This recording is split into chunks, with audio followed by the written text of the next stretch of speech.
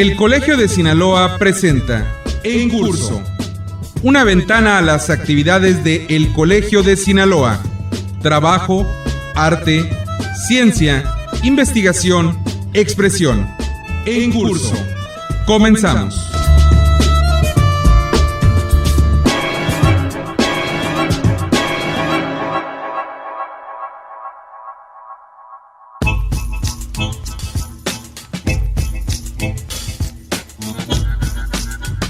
Bienvenidos una vez más, amigos radioescuchas, al programa En Curso, el programa de El Colegio de Sinaloa.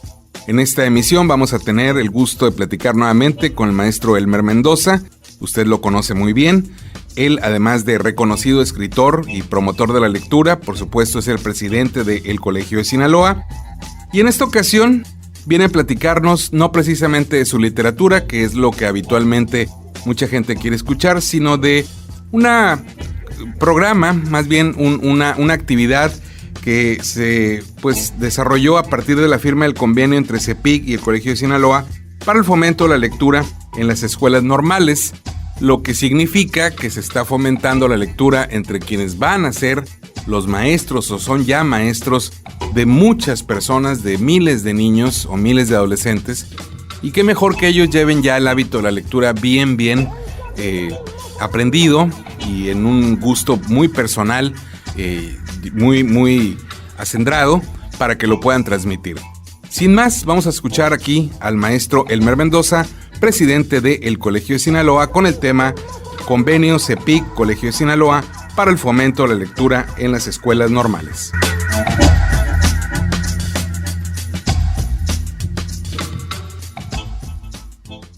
Primero que nada, agradezco su presencia. Muchas gracias por acompañarnos por primera vez en calidad de presidente del Colegio de Sinaloa. Sí, hombre, bueno, espero que no sean muchas. No, que haya más oportunidad de platicar con usted, pero de literatura. En un futuro sí. No muy lejano, ¿no? Bueno, podemos hablar de las dos cosas. Claro que sí. Lo que estamos intentando hacer en el colegio, claro, y también de literatura, que es mi oficio, ¿no? Maestro Elmer Mendoza, este convenio de CEPIC y Colegio de Sinaloa trata de llevar y fomentar la lectura en las escuelas normales. Platíquenos cómo surge la idea y cómo se está desarrollando, porque es muy interesante saber que los futuros maestros ya van a llevar esa semilla del gusto por la lectura y el aprendizaje de cómo transmitir ese gusto a los jóvenes, que eso es muy importante para todo el país, yo creo. No, claro que sí. Fíjate que nosotros iniciamos hace unos años un programa y ese programa terminó de las etapas que nos tocó trabajar ahí, de igual un programa diseñado en el colegio, y ahora el secretario, que es Juan Alfonso Mejía, y el subsecretario Rigoberto Campo, nos buscaron, nos entrevistamos con ellos, hablamos con toda seriedad y de lo que nosotros podemos hacer en el fomento del hábito de la lectura, y antes era con todos los profesores y ahora no solamente es con los estudiantes de normal y con los maestros normalistas. Y la verdad nos pusimos a trabajar de inmediato lo que tiene que ver con el diseño de un programa, es decir, ¿qué conocimientos conviene que los estudiantes de normal que van a egresar y los que quedan también y los profesores que trabajan ahí dominen? ¿Qué conocimientos dominen para, digamos, tener cierta seguridad, no 100%, sobre una estrategia para fomentar el hábito de la lectura en los niños?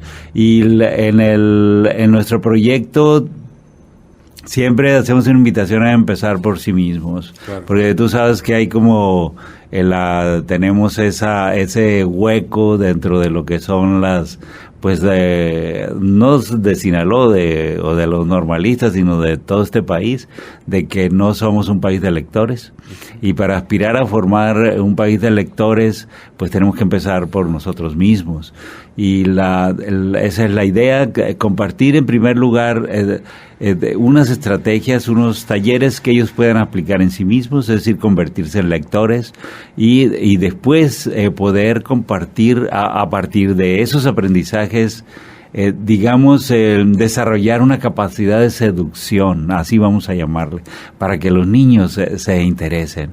Y claro, para esto estamos acudiendo a talleres que tienen que ver con un taller que tiene que ver con un proceso de convencimiento, es decir, ¿por qué los maestros tienen que leer? Aparte de lo que indica la currícula de estudios, ¿por qué tienen que leer? ¿Por qué tienen que leer a Vargas Llosa o a García Márquez o a Francisco Hinojosa, literatura infantil? ¿Por qué tienen que conocer la literatura infantil? Bueno, empezamos con eso, trabajamos 5 horas con ellos y hemos iniciado después de la firma del convenio en Mazatlán. Ahí hay una extensión de la Normal del Fuerte y encontramos los normalistas muy dispuestos a colaborar. Incluso hay normalistas que ya han estado cerca de nosotros en los cursos anteriores, son normalistas que ya están, convencidos de la necesidad de los aprendizajes y que nos tienen fe, sobre todo esos que nos tienen fe de que nosotros siempre llegamos con cosas modernas, cosas contemporáneas, cosas efectivas además, el que tienen que ver con el desarrollo de esa capacidad de explicarse por qué tengo que lograr que mis alumnos lean. Pues en primer lugar haremos un taller donde ellos tienen que aprender a evaluar la importancia de la comprensión lectora. O sea, y siempre dentro de las ideas que nosotros tenemos es que es mucho más fácil pasar de la lectura de placer, lúdica, a la lectura de comprensión. O sea, muchas veces al revés. Y entonces, pero nosotros partimos de ahí, partimos de la lectura como juego, de la lectura como un elemento de unión, como la lectura como un elemento de coerción social, digamos que dos personas que leen a un mismo autor pueden conversar, pero si leen un mismo libro, pues carajo, tienen todas las posibilidades de conversar. Ese es otro taller. Tenemos un taller, un tercer taller que tiene que ver con el conocimiento de la literatura infantil. Es decir, pues los griegos no tenían literatura infantil. Tenían una cosa que llamamos literatura anómica, que implica conocer los ejemplos, así, bueno, Esopo, las fábulas, pues tenían esa finalidad de educar a través de ejemplos, que eran entre animales y seres, y todos esos seres humanos. Y entonces nosotros estamos partiendo de Charles Perrault, de un libro que se llama Los cuentos de la mamá Oca, hasta la actualidad, es decir, pues los profesores también tienen que conocer el universo de literatura infantil, quiénes son los nombres, cuáles son las historias, porque afortunadamente ahora hay muchos mitos. Te citaré solo uno, que es el de Caperucita Roja, que Caperucita Roja, cuando la primera versión es un cuento erótico. Sí, es un cuento erótico, pero ese cuento se va transformando.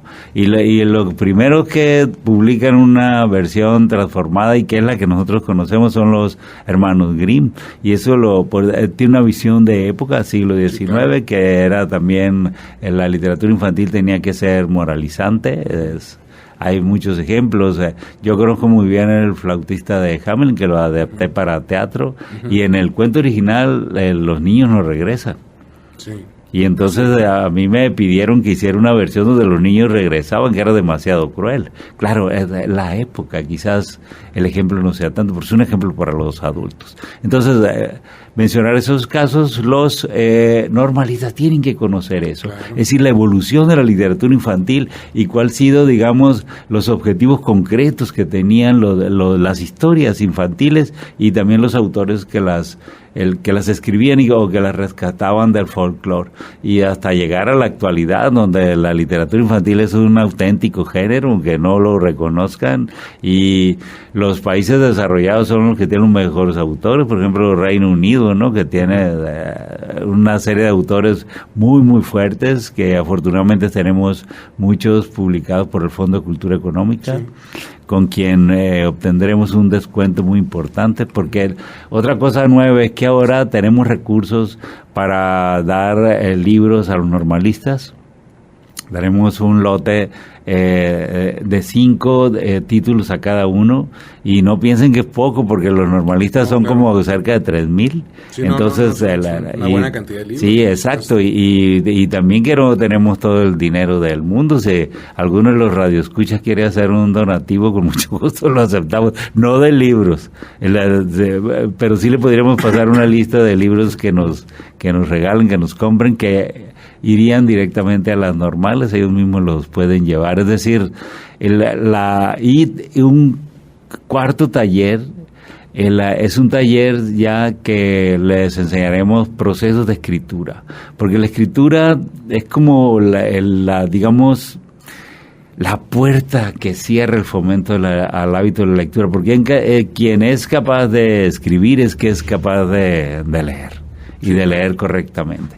Entonces el programa es muy fuerte, si te fijas, pero el equipo, que está formado por Alfonso Origel, que vive en Los Mochis, Raúl Quiroz, que es un hombre especialista en lectura para adultos, con María Paredes, que es nuestra administradora, pero que también ya ha aprendido todas las técnicas, porque siempre tiene que acompañarnos en los talleres, y que es capaz también ya de enfrentar un grupo. Y complementa esto las 2 profesoras mazatlecas, María Félix Raigosa y Karina Castillo, que ambas son profesoras Karina es profesora de grupo y promotora de lectura, digamos, en nivel medio, y la María Félix, pues ella trabaja directamente con la Secretaría de Educación Pública, justamente de la promoción de la lectura con niños y con también el nivel medio, pero en Mazatlán, pero sobre todo en las comunidades, en las escuelas de las comunidades, donde son escuelas que en muchos casos, o que si quizá en todos, necesitan mucho este tipo de atención, porque desgraciadamente tenemos un alumnado que es muy inquieto, pues, y como se ven tantas cosas fuera de la escuela y todo esto, pues si nos descuidamos los podemos perder, porque al final el objetivo es eso, decir, los sinaloenses no tienen por qué perderse, no tienen por qué perderse en la escuela y salir, digamos, tener un interés más fuerte en otras cosas que en la escuela. Es decir, tenemos que ser lo que somos, es decir, un pueblo pujante, un pueblo trabajador, un pueblo preparado, un pueblo sensible, y desde luego esa educación empieza en la escuela.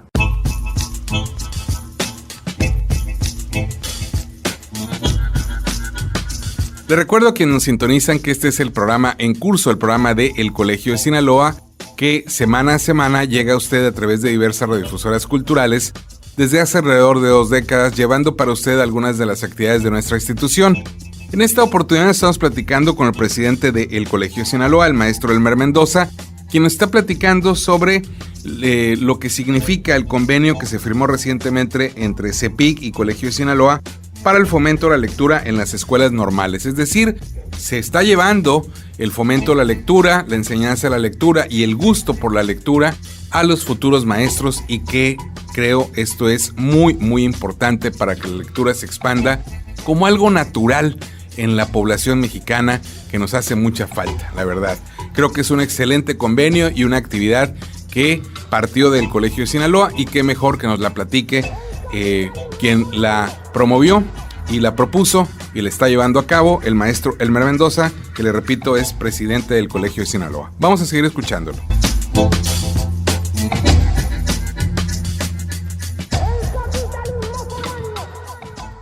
Maestro Elmer Mendoza, esta educación, pues en la escuela es fundamental que se reciba, pero también creo que algo podrían poner en la casa, los padres, los abuelos.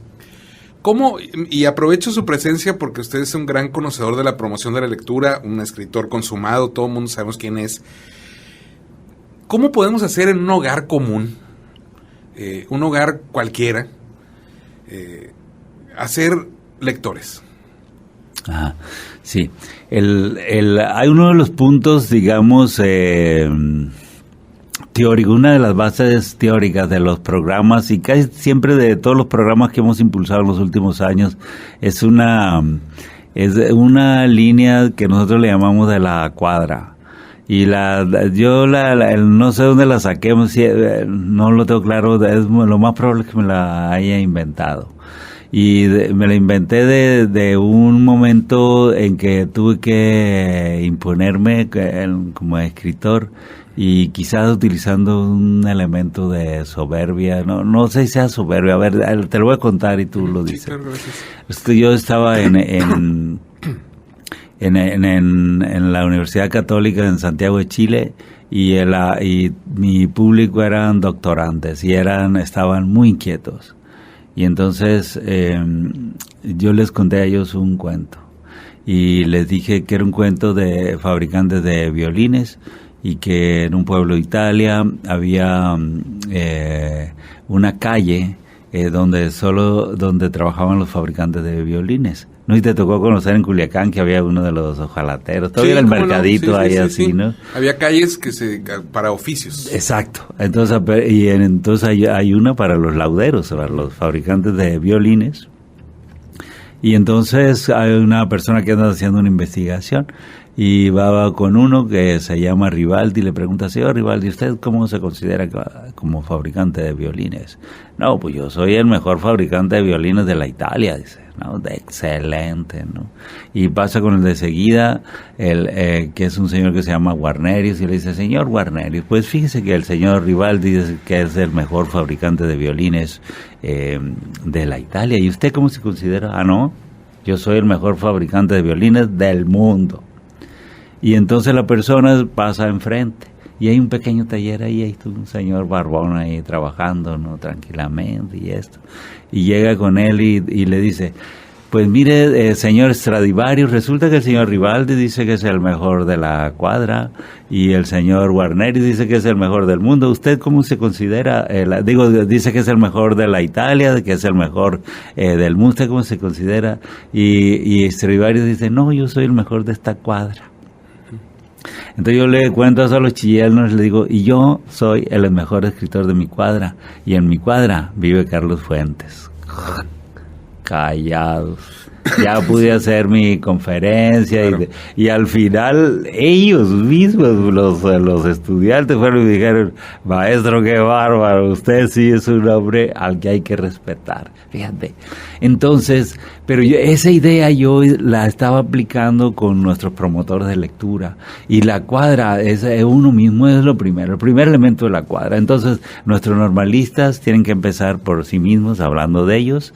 Pero en la casa, ningún padre de familia puede exigirle a su hijo que se convierta en un lector si él no es lector, y si no empieza por él mismo. Y desde luego tiene que comprar un libro. Ojalá, nosotros sugerimos que compren 8 libros al año, que es un indicador que da la UNESCO, ¿no? Que si alguien lee 8 libros al año, pues bueno, se puede considerar una persona lectora para los países en vías de desarrollo. Entonces sugerimos eso. Entonces, si lo consigue al año tener, o para ir en la biblioteca o leerlos, es que está bien. Y puede ser un ejemplo, porque el ejemplo es lo más fuerte. Porque lo que sigue de la cuadra, aparte de lo primero es uno mismo, pero después es la familia, la gente que te rodea, es decir, claro. Hijos, padres, abuelos, primos, hermanos, hermanas. Es decir, todo lo que es el núcleo familiar es lo que sigue de la cuadra. Y después pues sigue la cuadra real, y luego el barrio, la ciudad, etcétera. Entonces, eso es lo que hacemos. Entonces, una familia que se entere de esto, por los radioescuchas que se enteren de esto, que no pueden exigirle a sus hijos ser lectores si ellos no se comprometen, si ellos no ponen el ejemplo. Es que es la verdad. Esta sociedad funciona con ejemplos, y pueden ser malos ejemplos y pueden ser buenos ejemplos, ¿sí? Funciona así. Todos así, en el arte todos seguimos a alguien porque aprendemos de ellos, es decir, tenemos nuestros precursores y aprendemos de los errores. Entonces es lo mismo. Los padres de familia, si quieren enseñar a sus hijos, pues es eso, tienen que leer, si quieren que su hijo se interese por las artes plásticas, pues bueno, tienen que ir a los museos con ellos, y en el cine igual, el teatro, es decir, todo. La cultura es un asunto de familia, y desde luego entre ellos la lectura es un asunto de familia. Las familias tienen que comprometerse si desean que sus hijos sean mejores, que sus hijos no se metan en problemas, que sus hijos no corran peligro, que sus hijos tengan criterio para cuando se tienen que regresar a casa, que fueron a una fiesta y se tienen que regresar, tienen que estar con ellos, tienen que fortalecer el núcleo familiar, y los núcleos familiares se fortalecen haciendo cosas en común, y una de ellas es la lectura. En los países desarrollados hacen eso. Entonces, si nosotros muchas de las cosas, muchos modelos los tomamos de los países desarrollados como Norteamérica, pues tomemos la lectura. A mí, fíjate, una de las cosas que más me sorprendía cuando yo era joven era que ellos se leían la Biblia, todos leían la Biblia, y que a veces leían un párrafo de la Biblia antes de la comida. Y yo decía, ¿por qué nosotros no lo hacemos? Somos católicos. Bueno, en mi familia somos católicos. ¿Por qué no lo hacemos? ¿Por qué nunca? Y cuando yo ya crecí, que tuve en la universidad amigos norteamericanos, yo lo primero que hice era preguntar, oye, ¿esto es verdad? Lo que he visto en las películas y todo. Sí, es cierto, dice. En mi casa la leemos, y en mi casa cada habitación hay una Biblia. Y conversamos de la Biblia. A veces se dice, oye, bueno, el fin de semana vamos a platicar de esto y esto. Dice, aunque uno no vaya a los servicios religiosos, ya ves que en catolicismo se llama misa, pero en otras religiones se llama servicios. Entonces, tenemos que, es eso. Y claro, es algo que tiene que ver con la cultura. Porque es muy fácil saltar de la Biblia, bueno, a William Faulkner o a Hemingway, que es un autor muy leído pues, en Norteamérica. Maestro, pues nos queda poco tiempo, pero sí suficiente para platicar de algo que mucha gente no conoce y que pues está en funciones hace ya algunos meses, desde que usted tomó la presidencia del Colegio de Sinaloa, que es el Círculo de Lectura, sobre todo para jóvenes específicamente, que se está llevando a cabo acá en el Colegio de Sinaloa, coordinado por una compañera de trabajo. Platícanos un poquito también de eso, porque pues usted tuvo la experiencia de inaugurarlo y de ver la respuesta, que fue muy buena y que sigue siendo buena, ¿no? De este círculo de lectura que se habilitó precisamente en las instalaciones del Colegio de Sinaloa aquí en la ciudad de Culiacán.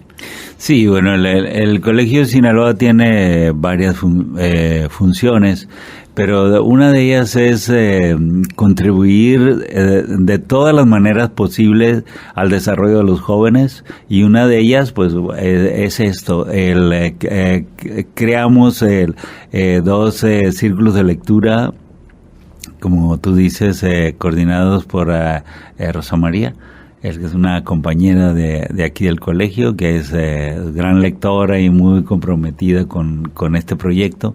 Y como estamos rodeados de preparatorias, pues fue muy fácil que llegaran muchos más jóvenes de los que esperábamos, y entonces lo que hicimos fue compartir con ellos libros. Es decir, estos son lecturas de novelas para jóvenes, y ha funcionado realmente.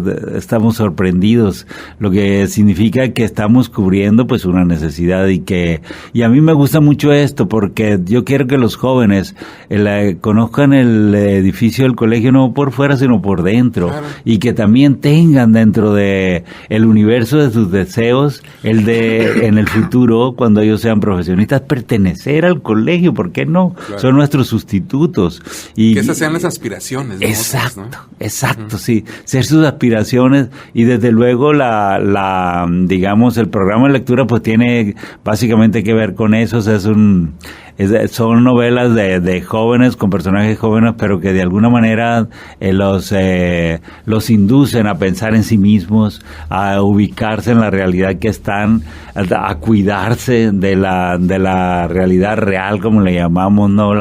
Los peligros, a ser familiares, a ser amorosos con sus mayores. Es decir, es un objetivo que tiene que ver con lo que es la educación sentimental, como le llamaban en el siglo XIX de los jóvenes, ¿no? Entonces, pues es un proyecto que nos gusta muchísimo.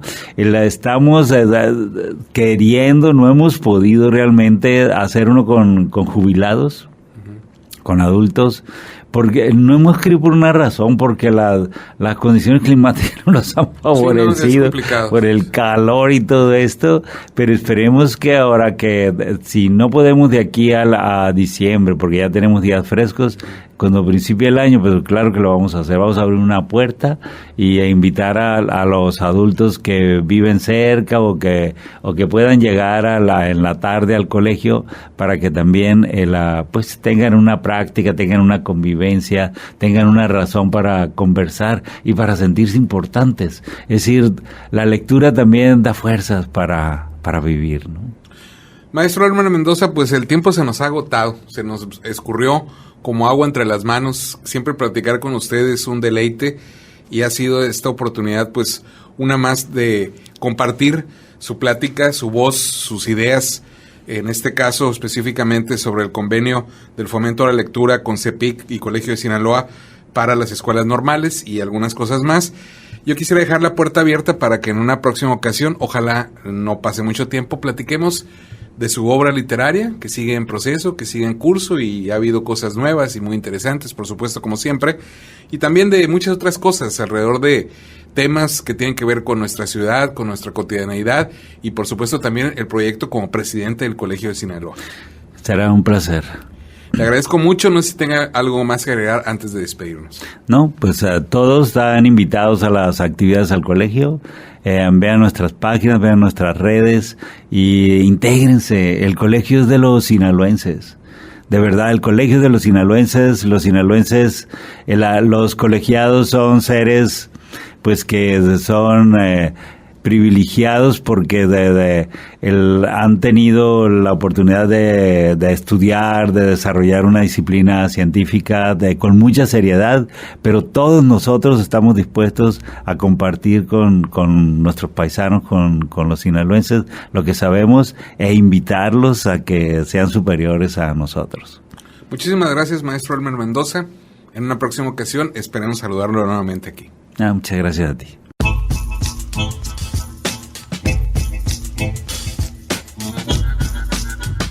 Estamos a punto de terminar. Le reitero que acabamos de escuchar al maestro Elmer Mendoza, presidente del Colegio de Sinaloa, con el tema Convenio CEPIC Colegio de Sinaloa para el fomento de la lectura en las escuelas normales. Un tema verdaderamente interesante y un proyecto que ya está echado a andar, que verdaderamente va a significar muchos avances en muchos sentidos para nuestros niños, para nuestros futuros maestros y, por qué no, para toda la población, no nada más de Sinaloa, sino de todo el país. Le agradecemos su atención a este programa, le invitamos para que siga en compañía de esta emisora, pero también para que se sume a las diversas actividades de nuestra institución. Para obtener información de horarios y días precisos de lo que ocurre en el Colegio de Sinaloa, puede acudir en la ciudad de Culiacán, en horas de oficina, a la calle Antonio Rosales 435 Poniente. También llamar a los teléfonos de la misma ciudad, Culiacán, Sinaloa, 6677-161050 y 6677-161046. También puede obtener información si la solicita a coldecin@yahoo.com.mx o entrando a la página de nuestra institución tecleando simplemente www.elcolegiosinaloa.gov.mx. También puede obtener información y muchas oportunidades más de escuchar programas como el que usted acaba de sintonizar si entra a YouTube y teclea simplemente en su buscador El Colegio de Sinaloa y obtendrá así un menú amplísimo de grabaciones como lo que usted acaba de disfrutar para que usted disponga de ellas como así lo desee, cuando lo decida. Así es que, por supuesto, pues ahí está la invitación. Yo me despido, agradezco su atención nuevamente, soy Gerardo Osorno y esto fue una emisión más de En Curso, el programa de El Colegio de Sinaloa.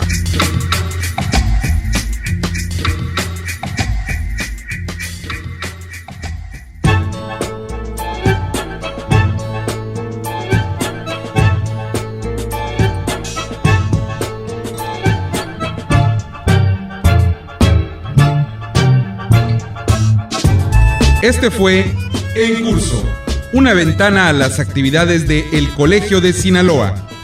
La próxima semana, usted tiene una cita a la misma hora en esta misma estación con En Curso, el programa de El Colegio de Sinaloa.